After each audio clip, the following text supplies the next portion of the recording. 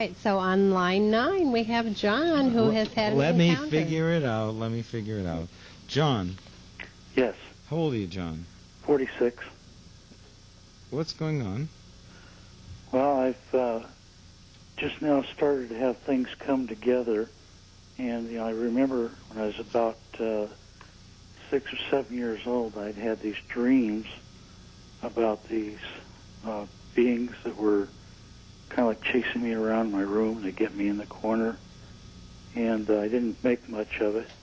I did have an experience about that time that did kind of scare me, as I levitated about 4 feet off the ground, and all I could do is look down. I was kind of like couldn't figure out what was happening to me, and then I began having these nightmares somewhere about the middle. How were you levitated? Well, that's the problem. I don't know. All I know is Was there any sensation of being raised up? Or did you just find yourself up? Well, I noticed the ground leaving from underneath me. Okay. And was there any change in anything you saw at that moment? I didn't look on the parallel. I looked down. I just But as you looked down, did you see anything? Well, yeah, I could see the ground. Okay, and the ground, was it lit differently than before, anyway? No, this was in the day. This was like broad daylight. I understand. Was it lit any differently? Lit? Yeah. Was it brighter or darker? No, it looked the same. Okay. Go ahead. Okay. Anyhow, I didn't really begin to take too much stock in it until about halfway through my marriage. I was married in '69. I still am married. And about halfway through, I began to wake up my wife screaming with these nightmares. Go ahead. And what were they? Well, it was a sensation as though I was being dragged off to some place where I didn't know. And what was the experience in the place? Pardon? What was your experience of that place? Did you get there ever? That's what I don't know. I blacked out. See, it's like you see the classic scene of somebody goes out deer hunting or something and they strap to the car, or you see them pick up a man, carry him over their back. Well, I had a sense of being carried, and I couldn't move a muscle. I was paralyzed completely. And when did these start occurring?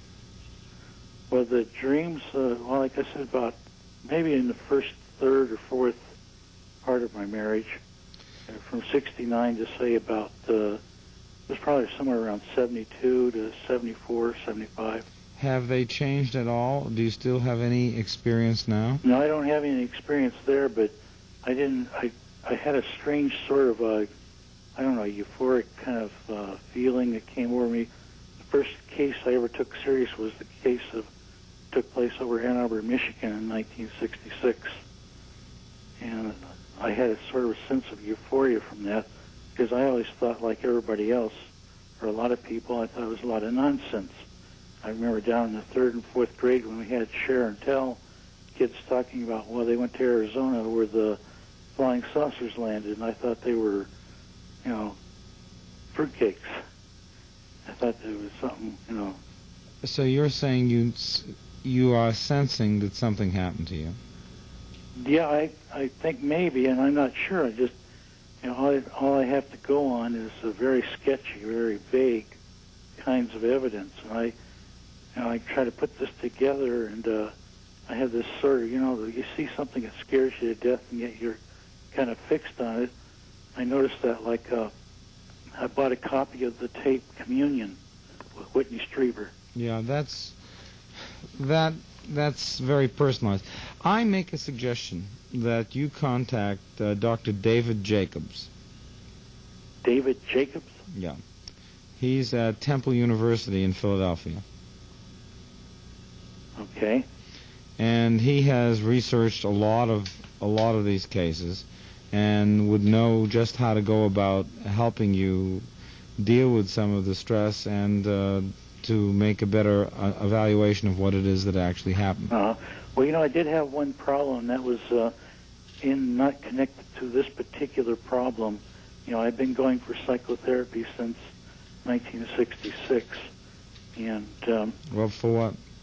well, for you name it, they've said I've got got all of the mess, and but the thing is, I had in 1982, I had some experience with this